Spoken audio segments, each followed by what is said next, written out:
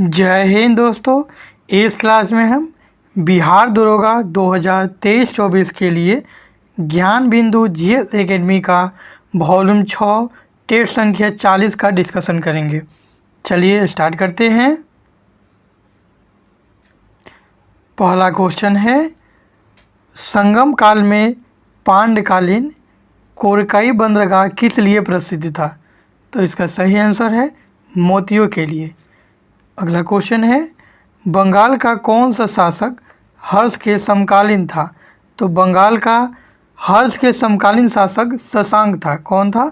शशांक था, इसलिए इसका ए आंसर सही हो जाएगा। पुलकेशिन द्वितीय भी हर्ष के समकालीन ही था, लेकिन यह चालुक्य वंश का था। कौन सा वंश का? चालुक्य वंश का। तो ध्यान रखिएगा, यहाँ बंगाल की जगह अगर चालुक्य वंश कर देता है तो पुलकेशिन द्वितीय आंसर होगा इसका। अगले क्वेश्चन की तरफ बढ़ते हैं।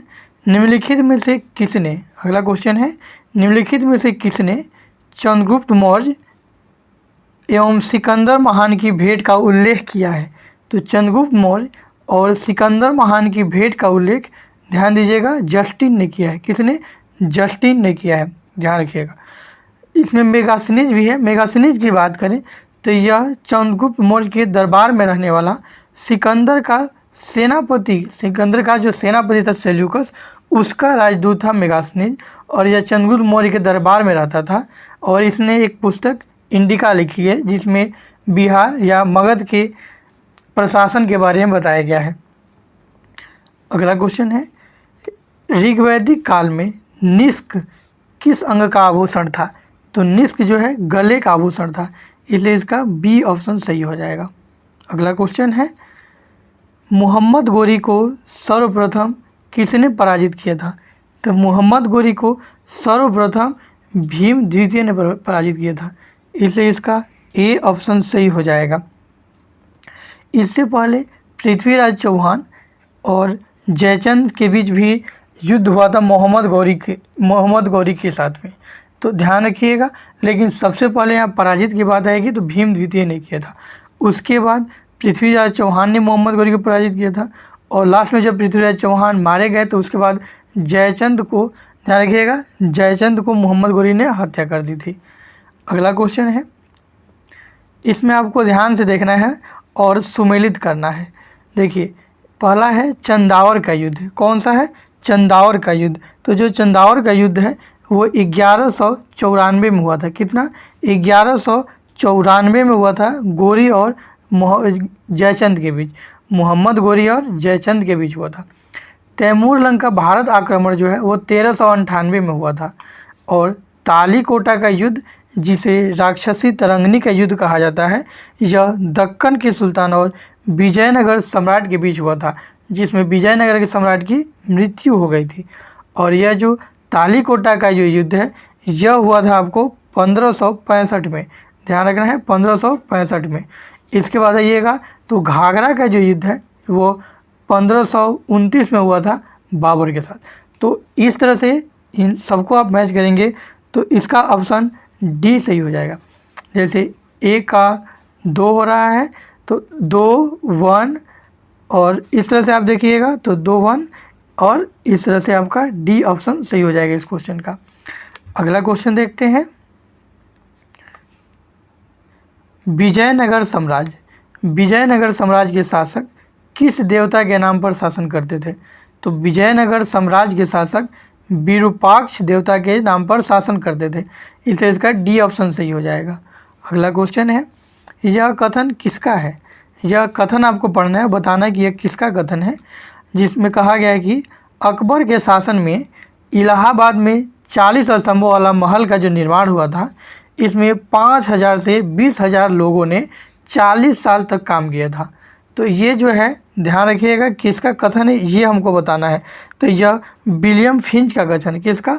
विलियम फिंच का कथन है, और यह आया था ब्रिटिश ईस्ट इंडिया कंपनी के भारत में स्थापना के समय 1612 में। ध्यान रखिएगा, स्थापना के बाद जो पहली फैक्ट्री स्थापित की गई थी तो इसी के प्रयास से की गई थी, और इसी ने कहा था कि 20,000 लोगों ने लगभग 40 साल तक काम किया था, तब जाकर के इलाहाबाद का 40 स्तंभ युक्त महल का निर्माण हुआ था।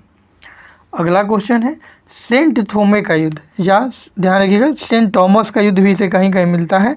तो ये जो है सेंट थोमे का युद्ध किससे संबंधित है? तो जो सेंट थोमे का युद्ध है यह ध्यान से देखना है कि सेंट थोमे का जो युद्ध है यह किससे संबंधित है? यह कर्नाटक युद्ध से संबंधित है। तो इसलिए इसका बी ऑप्शन सही हो जाएगा। और जो कर्नाटक युद्ध है यह फ्रांस और कर्नाटक के बीच हुआ था, 1744 से 49 के बीच चला था। और जो प्रथम कर्नाटक युद्ध है इसकी समाप्ति जो है कब हुई थी? तो किसके द्वारा हुई थी? तो एला सपेला के संधि के द्वारा। चलिए पढ़ते हैं अगले क्वेश्चन की तरफ। जो अगला क्वेश्चन अर्थात 10 नंबर क्वेश्चन है वो ध्यान से देखिएगा। निम्नलिखित में से किसे फ्रांसीसी कंपनी का भारत में संस्थापक या फ्रांसीसी कंपनी का संस्थापक किसे माना जाता है? तो फ्रांसीसी कंपनी का जो संस्थापक है कॉलबर्ट को माना जाता है। किसे? कॉलबर्ट को फ्रांसीसी कंपनी का संस्थापक माना जाता है। अगला क्वेश्चन है निम्नलिखित को सुमेलित करना है और बताना है कि कौन सही है। तो ये भी आपको ध्यान रखना है। जो रंगपुर विद्रोह है वह 1783 में बंगाल में हुआ था। रंगपुर विद्रोह 1783 में बंगाल के क्षेत्र में हुआ था। और इसके बाद है हाथीखेड़ा विद्रोह। हाथीखेड़ा विद्रोह 1820 में मणिपुर में होता है। किस में? मणिपुर में। तो आपको ये दोनों ध्यान रखना है। रंगपुर मतलब ये दोनों से ही मैच है। रंगपुर विद्रोह 1813 में बंगाल के क्षेत्र में, हाथीखेड़ा विद्रोह 1820 में मणिपुर के क्षेत्र में। अगला देखिए और भी इसमें ऑप्शन है और उसके बाद मैच करना है। गंजम विद्रोह यह 1835 में हुआ था, ध्यान रखिएगा, उड़ीसा के क्षेत्र में। और फराइजी विद्रोह 1838 में हुआ था, करम शाह के नेतृत्व में बंगाल के क्षेत्र में। तो इस तरह से अगर आप सभी ऑप्शन को देखिएगा तो सभी ऑप्शन आपस में मैच है और इसका ए ऑप्शन सही हो जाएगा। अगला क्वेश्चन की तरफ बढ़िए। निम्नलिखित में से किस व्यक्ति ने स्वराज शब्द का प्रयोग किया और हिंदी भाषा को राष्ट्रभाषा माना? तो बताना है कि स्वराज भाषा का प्रयोग और हिंदी को राष्ट्रभाषा सबसे पहले किसने माना था? तो स्वामी दयानंद सरस्वती ने माना था। तो इस तरह से इसका सी ऑप्शन सही हो जाएगा। अगला क्वेश्चन है गदर पार्टी का पत्र गदर कब निकलता था? तो ध्यान रखना है आपको, जो गदर पत्रिका थी यह एक साप्ताहिक पत्रिका थी। क्या थी? एक साप्ताहिक पत्रिका थी। तो और इसका जो प्रकाशन किया गया था 1913 से शुरू किया गया था लाला हरदयाल के द्वारा।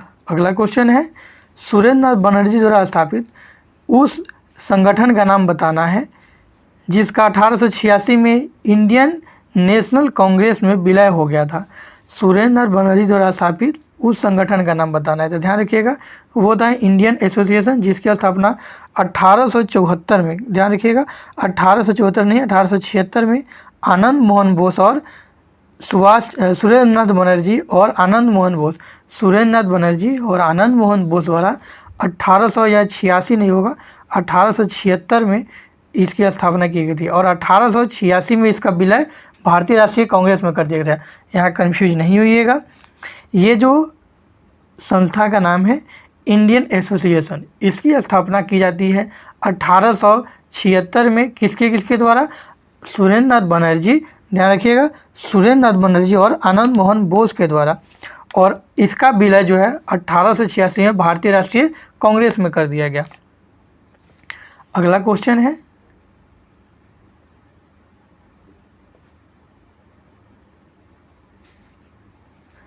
निम्नलिखित में से किसने महात्मा गांधी की खिलाफत आंदोलन में भागीदारी की भर्त्सना या आलोचना की थी? तो ध्यान दीजिएगा मोहम्मद अली जिन्ना ने महात्मा गांधी के द्वारा जो खिलाफत आंदोलन का किया था, महात्मा गांधी ने खिलाफत आंदोलन में जो भाग लिया था, इसकी जो आलोचना है मोहम्मद अली जिन्ना ने किया था, क्योंकि जिन्ना नहीं चाहते थे कि राष्ट्रीय आंदोलन को धार्मिक आंदोलन से जोड़ा जाए। और बात करें हम यहाँ पे खिलाफत आंदोलन की, तो यह 1919 में महात्मा गांधी और शौकत अली एवं मोहम्मद अली जो इनके मुख्य नेता थे के द्वारा किया गया था और यह तुर्की विभाजन के खिलाफ था। अगला क्वेश्चन है लॉर्ड बेलिजी का उपनाम क्या था? तो लॉर्ड बेलिजी का जो उपनाम है इसे बंगाल का शेर भी कहा जाता है। क्या? इसे बंगाल का शेर कहा जाता है। अगला क्वेश्चन है प्रोटेस्टेंट आंदोलन किसके द्वारा प्रारंभ हुआ था? तो यह मार्टिन लूथर किंग के द्वारा प्रारंभ हुआ था, चर्च में छुपे जो बुराइयाँ थी उसे दूर करने के लिए। पीडमॉन्ट को इटली का एक मॉडल राज्य किसने बनाया था?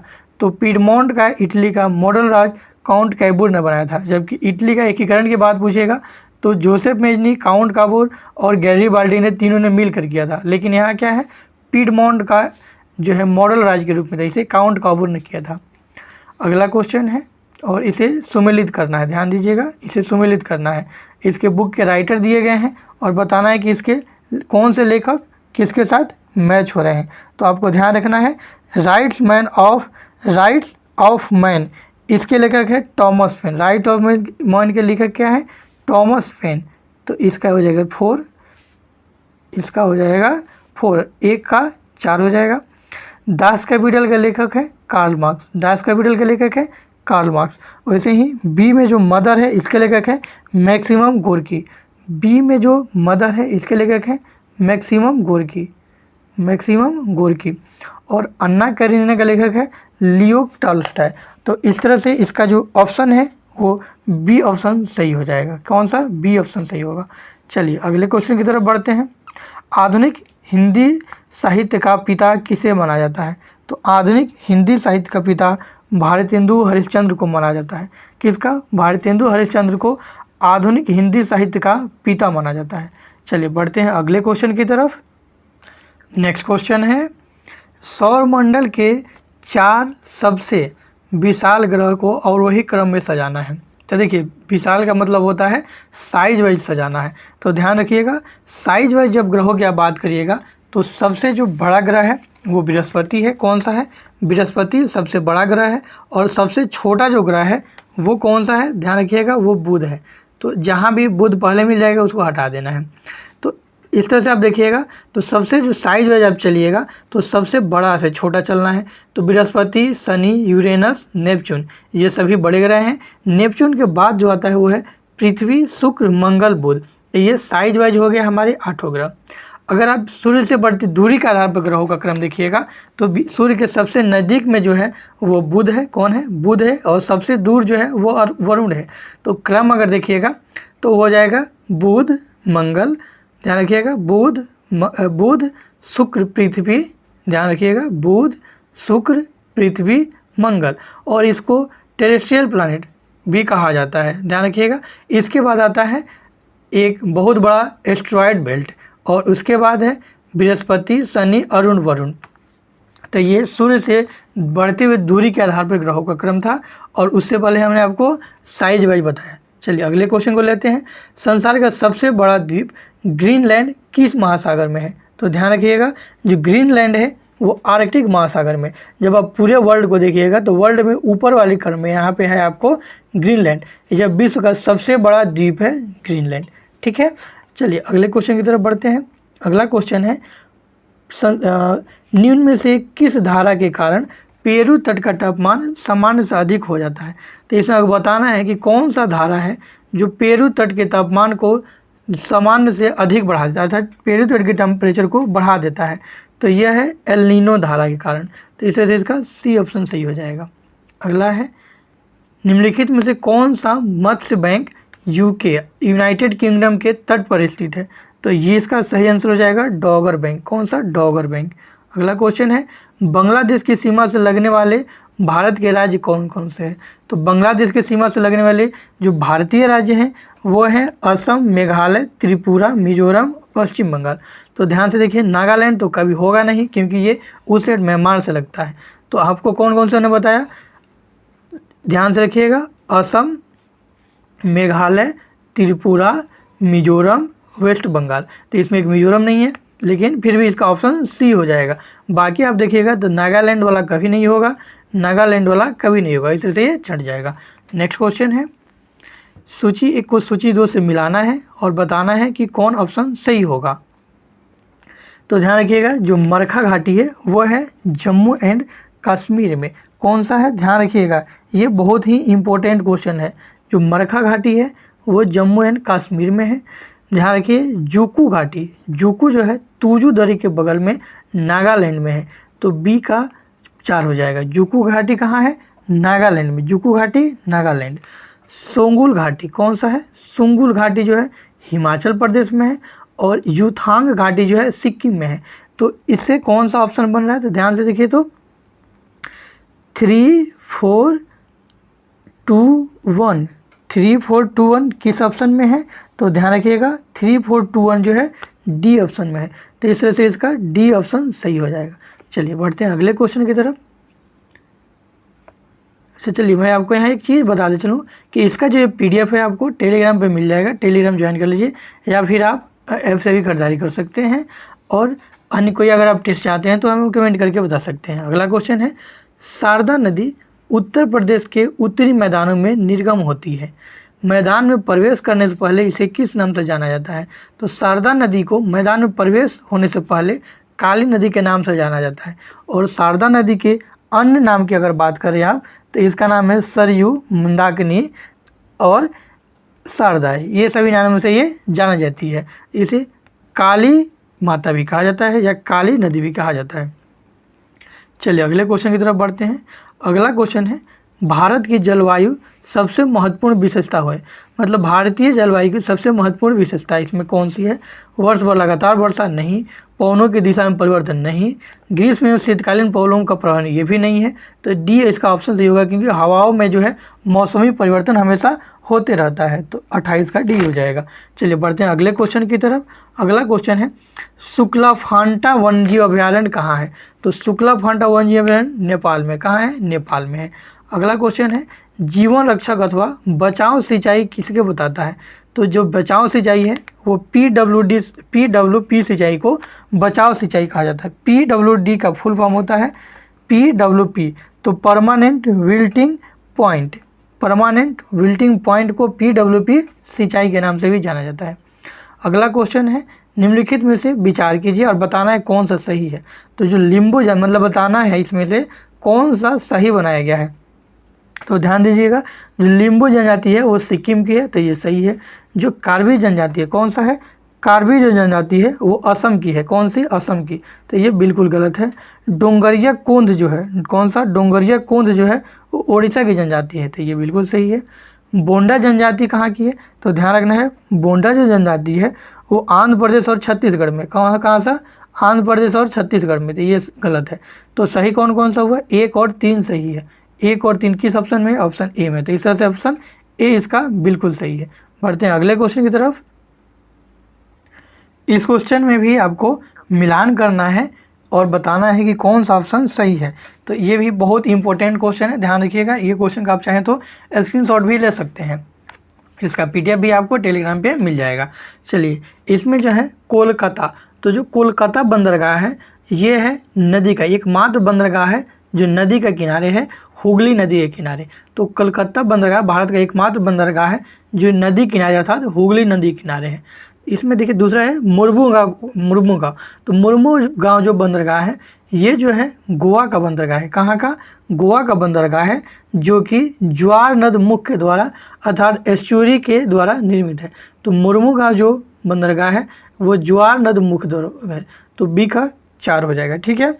इसके बाद है विशाखापट्टनम। तो विशाखापट्टनम जो बंदरगाह है यह स्थल रुद्ध बंदरगाह है। स्थल रुद्ध बंदरगाह क्षेत्र का मतलब ये हुआ कि यह 3 साइड से, मतलब कि यह भूमि से चारों तरफ से घिरा है और इसका एक साइड जो मुंह है वो कहाँ खुलता है? वो समुद्र क्षेत्र में खुलता है। इसके बाद है पारादीप बंदरगाह। जो पारादीप बंदरगाह है ये उड़ीसा में है और उड़ीसा के डेल्टाई क्षेत्र में पाया जाता है। तो चलिए इसका कौन सा ऑप्शन सही हुआ? तो इस तरह से इसका बी ऑप्शन सही हो जाएगा। कौन सा? बी ऑप्शन सही हो जाएगा। 3 4 2 1 किसमें है? 3 4 1 2।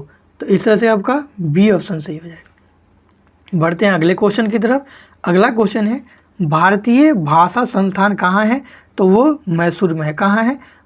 मैसूर में। चलिए इस तरह से इसका बी ऑप्शन सही हो जाएगा। तो 33 का बी ऑप्शन सही हो गया।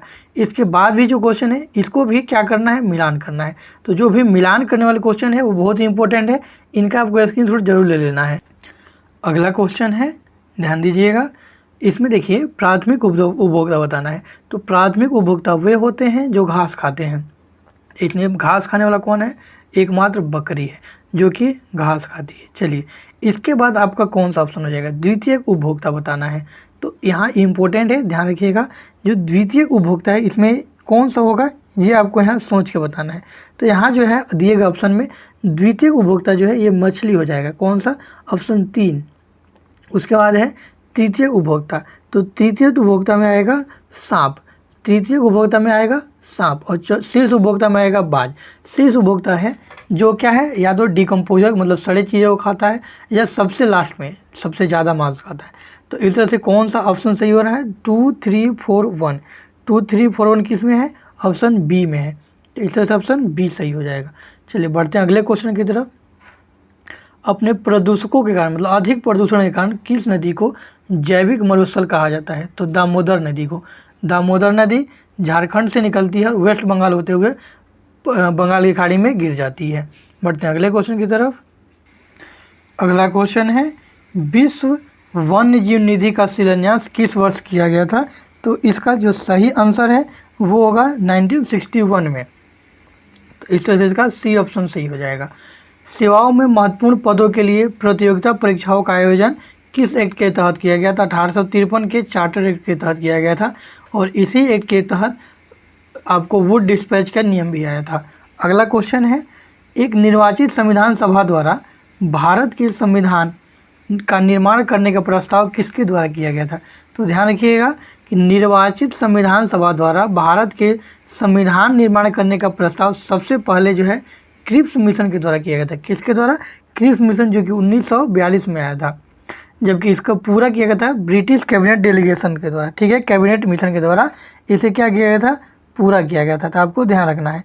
अगला क्वेश्चन क्या है, दोहरी नागरिकता निम्नलिखित में से किसकी विशेषता है, तो दोहरी नागरिकता संघीय सरकार की विशेषता है। तो इसलिए बी ऑप्शन सही हो जाएगा। भारत में भी संघीय सरकार है लेकिन यहाँ पे सिर्फ एकहरी नागरिकता ही अपनाई गई है। अगला क्वेश्चन है, ध्यान रखिएगा, ये क्वेश्चन थोड़ा सा डिफिकल्ट है।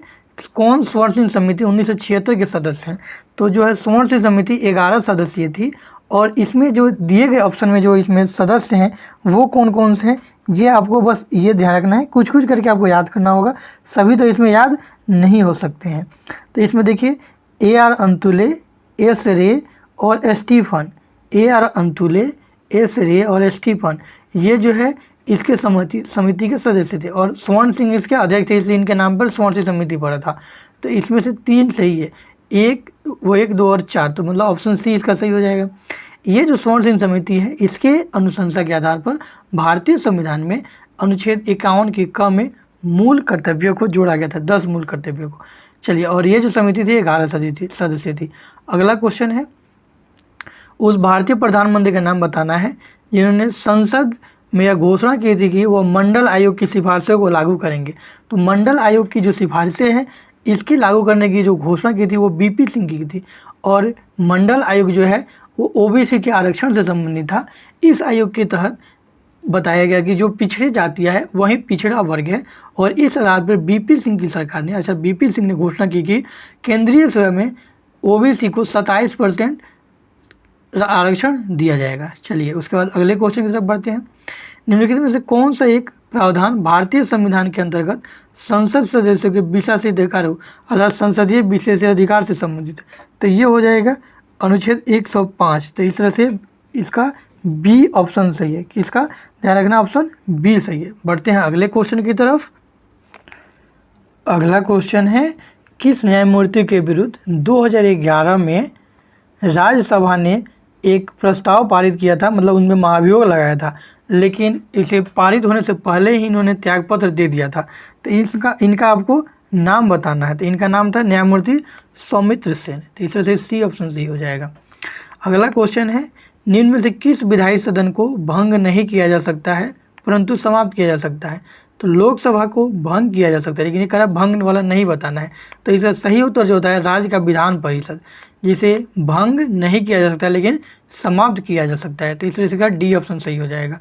बढ़ते हैं अगले क्वेश्चन की तरफ। अगला क्वेश्चन इंपॉर्टेंट है, ध्यान रखिए। सॉरी, थोड़ा इंटरप्शन आ गया था। अगला क्वेश्चन है, भारतीय संविधान के 8वीं अनुसूची में कौन सी भाषा 2003 में जोड़ी गई थी, तो 2003 में 92वें संविधान संशोधन द्वारा 4 भाषा को जोड़ा गया था। कौन कौन सा, बोडो, डोगरी, मैथिली, संताली। तो इसलिए इसका डी ऑप्शन सही हो जाएगा। अन्य की बात करें तो 21वें संविधान संशोधन द्वारा आपको 1967 में सिंधी को जोड़ा गया था और 71वें संविधान संशोधन द्वारा 3 भाषाएं, 71वें संविधान संशोधन 1992 द्वारा नमक से याद रखिएगा 3 भाषाएं नेपाली, मणिपुरी, कोंकणी को जोड़ा गया था। चलिए बढ़ते हैं अगले क्वेश्चन की तरफ। अगला क्वेश्चन है नीति आयोग। कौन सा? नीति आयोग का उपाध्यक्ष किसके समकक्ष होता है? तो नीति आयोग का जो उपाध्यक्ष है वो कैबिनेट मंत्री के समकक्ष होता है। तो इस तरह इसका सी ऑप्शन सही हो जाएगा। कौन सा? सी ऑप्शन सही हो जाएगा, ध्यान रखिएगा। और जो नीति आयोग या योजना आयोग का जो अध्यक्ष होता है वो प्रधानमंत्री होता है। अगला क्वेश्चन है भारत में सेवा क्षेत्र में कौन कौन सा सम्मिलित है? तो देखिए खनन व उत्खनन ये जो है प्राथमिक क्षेत्र का है, जबकि परिवहन संचार ये टर्शियरी का है। वानिकी मत्स्यिकी ये भी प्रथम का है, मतलब कि प्राइमरी सेक्टर का, जबकि होटल मतलब जहाँ भी सर्विस दिया जा रहा है वो टर्शियरी होता है। तो इसमें 2, 3 हो जाएगा ऑप्शन, इस वजह से इसका बी ऑप्शन सही हो जाएगा। बढ़ते हैं अगले क्वेश्चन की तरफ। मानव विकास की अवधारणा किसके द्वारा दी गई थी? तो सबसे पहले मानव विकास की अवधारणा महमूद उल हक के द्वारा दी गई थी, जो कि पाकिस्तान के थे। तो इस तरह से इसका बी ऑप्शन सही है। अगला क्वेश्चन है लॉरेंज वक्र दोनों अक्षों पर इनमें से किसे दर्शाया जाता है? तो लॉरेंज वक्र में आय और जनसंख्या को दर्शाया जाता है। अगला क्वेश्चन है कंप्यूटर के प्रोसेसर की गति को किसे मापा जाता है?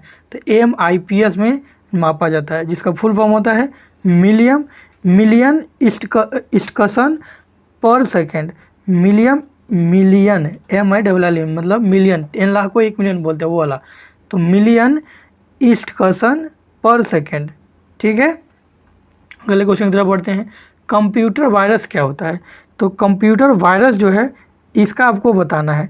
तो कंप्यूटर वायरस के बारे में आपको ये जो है बहुत ही इम्पोर्टेंट क्वेश्चन है, और ये एक सॉफ्टवेयर प्रोग्राम होता है, क्योंकि कंप्यूटर वायरस में जो ये जो वायरस जो मतलब हम लोग बायोलॉजी में पढ़ते हैं वो नहीं होता है, फंफूद नहीं होता है, उसमें एक कंप्यूटर प्रोग्राम या सॉफ्टवेयर प्रोग्राम ही होता है जो कंप्यूटर को हैक कर लेता है या उसे ख़राब कर देता है। अगला क्वेश्चन है प्लास्टर ऑफ पेरिस का रासायनिक सूत्र आपको बताना है। तो प्लास्टर ऑफ पेरिस जो है ये जिप्सम को गर्म करके बनाया जाता है, और उसका फॉर्मूला होता है CaSO4H2O। लेकिन जो जिप्सम है उसमें हाफ H2O होता है यहाँ पे, लेकिन जब उसको गर्म करते हैं तो सिर्फ H2O बचता है, और यहाँ 2 का कोई वैल्यू नहीं है, क्योंकि यहाँ पे हम जितना चाहें मॉलिक्यूल्स ले सकते हैं। तो इस तरह से इसका बी ऑप्शन सही होगा। बढ़ते हैं अगले क्वेश्चन की तरफ। अगला क्वेश्चन है और यह क्वांटम संख्या से संबंधित है कि क्वांटम संख्या कितने प्रकार की होती है? तो 4 प्रकार का होता है, और उसके नॉर्मल से सूचित किया जाता है, NLMS से सूचित किया जाता है। N4 होता है प्रिंसिपल क्वांटम नंबर, एक होता है azimuthal quantum number, magnetic quantum number और स्पिन क्वांटम नंबर। अगला क्वेश्चन है नायलॉन धागा किसका बना होता है? तो ध्यान रखिएगा जो नायलॉन धागा है वो पॉलीएमाइड पॉलीमर से बना होता है। तो इसका बी ऑप्शन सही हो जाएगा, पॉलीएमाइड पॉलीमर से बना होता है। अगला क्वेश्चन है चश्मा बनाने में किस कांच का उपयोग किया जाता है? तो चश्मा बनाने में क्रूक्स कांच का उपयोग होता है। कौन सा? क्रूक्स कांच का उपयोग होता है। अगला क्वेश्चन है पार्श्व विकृति। 1 मिनट, इसको थोड़ा सा हम डिस्कस भी कर लेते हैं। देखिए क्रूक्स कांच तो हो गया चश्मा बनाने में, इसके बाद जो पोटास कांच है कौन सा है? ध्यान दीजिएगा, पोटास कांच का हम उपयोग बल्ब बनाने में करते हैं, जबकि सोडा कांच का उपयोग हम लोग बोतल, बर्तन और प्रखनली बनाने में करते हैं। अगला क्वेश्चन है पार्श्व विकृति तथा अनुदैर्ध्य विकृति के अनुपात को क्या कहा जाता है? तो उसको प्वासो अनुपात कहा जाता है। कौन सा? प्वासो अनुपात कहा जाता है, जिसका इसका ए ऑप्शन सही हो जाएगा। अगला क्वेश्चन है किसी द्रव का उसके क्वथनांक से पूर्व, क्वथनांक का मतलब बॉइलिंग पॉइंट पहुंचने से पूर्व ही यह भाप में बदल जाता है। तो इस घटना को वाष्पीकरण कहते हैं, क्योंकि वाष्पीकरण वह प्रक्रिया है जो सभी तापमानों पे संपन्न होती है। अगला क्वेश्चन है पेट अथवा शरीर के अन्य आंतरिक अंगों के निरीक्षण के लिए प्रयुक्त तकनीक है। मतलब पेट के अंदर हमको देखना है जिस तकनीक के द्वारा वो किस पे काम करता है। तकनीक जो नाम है उसका नाम है इंडोस्कोपी। तो ये जो है पूर्ण आंतरिक परिवर्तन पे काम करता है, तभी तो हम पेट के अंदर जो चीज़ें है उसे अच्छे से देख पाएंगे। चलिए बढ़ते हैं अगले क्वेश्चन की तरफ और देखते हैं कि हमारा अगला क्वेश्चन क्या है। अगला क्वेश्चन है 2 स्थिर आवेशों के बीच लगने वाला बल उनकी मात्राओं के गुणनफल अर्थात Q1 × Q2 होता है, Q1 × Q2/r²। और यह जो है किसका नियम है? तो ध्यान रखना ये कूलम्ब का नियम है। तो इस तरह से 59 का सी आंसर सही हो जाएगा। चलिए बढ़ते हैं अगले क्वेश्चन की तरफ। अगला क्वेश्चन है सबसे पहले डीएनए को अलग किसने किया था? तो सबसे पहले डीएनए को अलग करने की बात कर रहे हैं, तो वो फ्रेडरिक हाफमिस्टर ने किया था, जबकि वाटसन और किक ने डीएनए का डबल हेलिक्स मॉडल दिया था। अगला क्वेश्चन है अवायवीय मतलब कि अनएरोबिक स्थिति में जैविक पदार्थ के जीवाणु अपघटन करके क्या बनाते हैं, तो उसे किण्वनीकरण या फर्मेंटेशन कहते हैं, और इसके द्वारा शराब बनाया जाता है। जैविक क्रियाओं द्वारा जब हम फूड का फर्मेंटेशन करवाते हैं बिना ऑक्सीजन की उपस्थिति में, तो यह फर्मेंटेशन के द्वारा ही वाइन बन जाता है। अगला क्वेश्चन है संसार में सबसे तेज बढ़ने वाला पौधा कौन सा है, तो वो बांस है। अगला क्वेश्चन है पौधे की कौन सी विशेषता है जो एक द्विदलीय पौधे को एक दलीय पौधे से भेद करने में मदद करती है, तो ये ध्यान रखिएगा, ये है वेनेशन। कौन सा है, वेनेशन। चलिए बढ़ते हैं अगले क्वेश्चन की तरफ। पक्षियों के द्वारा की जाने वाली परागण को क्या कहा जाता है, तो पक्षियों के द्वारा जो परागण होता है उसे कहा जाता है ऑर्निथोफेली। कौन सा, ऑर्निथोफेली। तो इस तरह से इसका डी ऑप्शन सही है। अगला क्वेश्चन कौन सा है प्रकाश पौधों का शिथिल होना किसकी वजह से होता है, तो पौधों का शिथिल होना वाष्पीकरण के कारण होता है। वाष्पोत्सर्जन या वाष्पीकरण मतलब पौधे जब अपने अंदर जो एक्स्ट्रा वाटर होता है उसको वेपर के रूप में हटा देते हैं तो वो शिथिल मतलब सिकुड़ जाते हैं, क्योंकि जब पानी ज़्यादा भर जाता है तो उनका जो है सेल कोशिका फैल जाता है, लेकिन जब वाष्पोत्सर्जन और वही पानी बाहर आ जाता है तो ये शिथिल हो जाते हैं, सिकुड़ जाते हैं। अगला क्वेश्चन है निम्नलिखित में से कौन सा पादप हार्मोन नहीं है, तो ध्यान दीजिएगा साइटोकाइनिन भी है, ऑक्सिन भी है, जिबरेलिन है। साइटोकाइनिन जो है पौधों में विभाजन का काम करता है, ऑक्सिन इनकी वृद्धि रोधी है और सूर्य की रोज बढ़ाता है, जबकि जिबरेलिन जो है ये जर्मिनेशन अर्थात अंकुरण का काम करता है। कैल्शियम पादप हार्मोन इसमें नहीं है। बढ़ते हैं अगले क्वेश्चन की तरफ। अगला क्वेश्चन है ऑक्टोपस का खून का रंग कैसा होता है, तो नीला होता है, इसलिए इसका बी ऑप्शन सही हो जाएगा। सोशल मीडिया प्लेटफॉर्म ट्विटर की नई सीईओ कौन है, तो लिंडा याकारिनो है, लिंडा याकारिनो। अगला क्वेश्चन है हाल ही में रामचंद्र पौडेल किस देश के नया राष्ट्रपति चुना गया था, रामचंद्र पौडेल नेपाल के नए राष्ट्रपति बने हैं। अगला क्वेश्चन है एशियाई कुश्ती चैंपियनशिप में 68 किलो भार वर्ग में भारत के किस खिलाड़ी ने रजत पदक जीता है, तो बबीता कुमारी। सॉरी ये क्वेश्चन थोड़ा सा ध्यान रखिएगा, इसमें है कुश्ती चैंपियनशिप के 68 किलोग्राम भार वर्ग में किस खिलाड़ी ने रजत पदक बताना है, तो ये निशा दहिया ने जीता है। किसने, निशा दहिया ने, ध्यान रखना आपको, निशा दहिया ने। अगला क्वेश्चन है माउंट अन्नपूर्णा पर चढ़ने वाले पहले भारतीय कौन बने हैं, तो वो अर्जुन वाजपेयी बने हैं। कौन बने हैं, अर्जुन वाजपेयी। अगला क्वेश्चन है दुनिया का पहला 3D प्रिंटेड रॉकेट का सफलतापूर्वक लॉन्च किया गया है, इसका नाम क्या है, तो इसका नाम है टेराउन 1। कौन सा है, टेराउन 1, तो ये ध्यान रखना है। अगला क्वेश्चन है राष्ट्रीय समुद्री दिवस प्रतिवर्ष कब मनाया जाता है, तो राष्ट्रीय समुद्री दिवस प्रतिवर्ष पूछा है, तो ये कब मनाया जाता है, 5 अप्रैल को, ध्यान रखिएगा 5 अप्रैल को। उसके बाद है केनन शब्द किस खेल से संबंधित है, केनन खेल जो है बिलियर्ड से संबंधित है, किससे, बिलियर्ड से संबंधित है, तो ये भी आपको इम्पोर्टेंट है और ध्यान में रखना है। अगला है MSME का उद्योग मेला और प्रदर्शनी कहाँ आयोजित किया गया, तो MSME का उद्योग मेला और प्रदर्शनी बताना है, ये कहाँ उपयोग, ये करेंट से संबंधित है और ये कोटा में आयोजित किया गया था, इसलिए इसका बी ऑप्शन सही है। चलिए बढ़ते हैं अगले क्वेश्चन की तरफ। अगला क्वेश्चन है किस हॉलीवुड अभिनेता को 2023 के लिए पाल्मे डी पुरस्कार दिया गया है, तो यह माइकल डगलस को दिया गया है, इसलिए इसका बी ऑप्शन सही हो जाएगा। वैश्विक आतंकवाद सूचकांक के अनुसार आतंकवाद से सबसे अधिक प्रभावित देश कौन सा है, मतलब कि सबसे ज़्यादा आतंकवाद से प्रभावित देश आपको बताना है कि वो कौन सा है, तो ध्यान रखना है वो अफगानिस्तान का रूप में है। कौन, अफगानिस्तान है जो कि विश्व में सबसे ज़्यादा आपको आतंकवाद से प्रभावित देश है। अगला क्वेश्चन है हार्पर कॉलिंस इंडिया द्वारा प्रकाशित the golden years the many joys of living a good life, living a good life के लेखक कौन है, तो वो है रस्किन बॉन्ड। कौन है, रस्किन बॉन्ड इसके लेखक है। अगला क्वेश्चन है इंदिरा गांधी महिला सम्मान निधि किसके द्वारा लॉन्च किया गया, मतलब कौन से राज्य के द्वारा, तो हिमाचल प्रदेश के द्वारा। किसके द्वारा, हिमाचल प्रदेश के द्वारा। चलिए बढ़ते हैं अगले क्वेश्चन की तरफ।